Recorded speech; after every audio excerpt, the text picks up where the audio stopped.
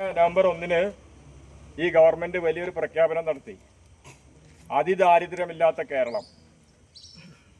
ആ പ്രഖ്യാപനം അന്ന് അങ്ങനെ ഒരു പ്രഖ്യാപനം നടത്തിയപ്പോൾ UDFന്റെ ആളുകൾ പറഞ്ഞു അത് ഒരു വ്യാജമായിട്ടുള്ള പ്രഖ്യാപനമാണെന്ന്. പക്ഷെ ഞങ്ങൾ ചോദിക്കട്ടെ, ഇതൊരൊറ്റ ദിവസം കൊണ്ട് മുഖ്യമന്ത്രി ഒരു പ്രത്യേക സമ്മേളനം വിളിച്ചിട്ട് കാലത്ത് പ്രഖ്യാപിച്ചതല്ല. 2021 ഈ ഗവൺമെന്റ് അധികാരത്തിലേക്ക് വരുന്ന സമയത്ത് നീതി ആയോഗ് എന്ന് പറഞ്ഞിട്ടൊരു സംവിധാനമുണ്ട്. ആ നീതി ആയോഗ് ഒരു സർവേ നടത്തി. അത് ഇന്ത്യ ഒട്ടുക്ക് നടത്തിയ ഒരു സർവേയാണ്. ആ സർവേയിൽ അതിദാരിദ്ര്യമുള്ള സംസ്ഥാനങ്ങളെ കണ്ടെത്താനുള്ള സർവേ ആയിരുന്നു. ആ സർവേ നടത്തിയിട്ട് അതിൻ്റെ റിസൾട്ട് വന്നപ്പോൾ അതിൽ ഏറ്റവും കൂടുതൽ അതിദാരിദ്ര്യമുള്ള ആളുകൾ വസിക്കുന്ന സ്ഥലം എന്ന് പറഞ്ഞാൽ ബീഹാറാണ്. 24% ആളുകളുണ്ട് അവിടെ. രണ്ടാമത്തെ സ്ഥാനം BJP ഭരിക്കുന്ന ഉത്തർപ്രദേശിനാണ്.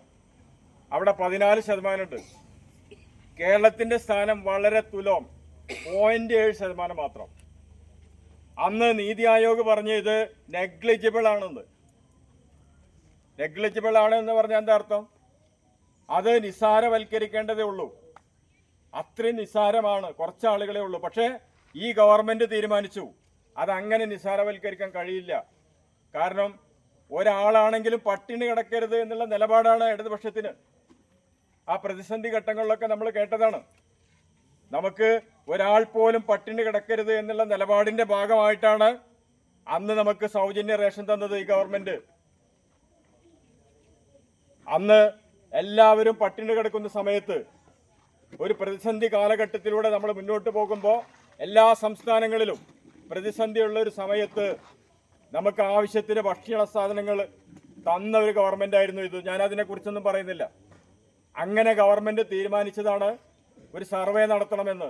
അങ്ങനെ സർവേ നടത്തിയപ്പോൾ കേരളത്തിൽ 64,006 കുടുംബങ്ങളിലായിട്ട് 1,03,099 ആളുകൾ അതിദാരിദ്ര്യമുള്ള ആളുകളുണ്ടെന്ന് കണ്ടെത്തുക.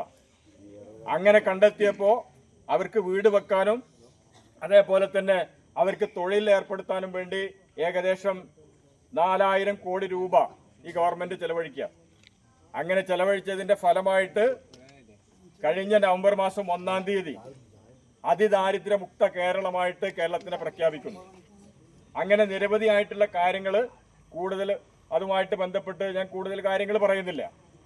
എന്തായാലും ഈ തെരഞ്ഞെടുപ്പിനെ നമ്മൾ നേരിടുമ്പോൾ ഇതൊക്കെ തന്നെ ജനങ്ങളെ നമ്മളൊന്ന് ഓർമ്മിപ്പിക്കണം, അത്രയേ ഉള്ളൂ. അതുകൊണ്ട് ഈ തീർച്ചയായിട്ടും നമുക്ക് വിജയിക്കുവാനുള്ള തെരഞ്ഞെടുപ്പാണ്.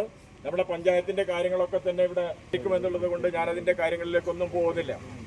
ഈ തെരഞ്ഞെടുപ്പുമായിട്ട് ബന്ധപ്പെട്ട് ഡിസംബർ മാസം 13-ാം തീയതി വോട്ടെണ്ണുന്ന സമയത്ത് ഏറ്റവും ആദ്യം തെരഞ്ഞെടുക്കപ്പെട്ട വാർഡ് ഈ വാർഡായിരിക്കണം.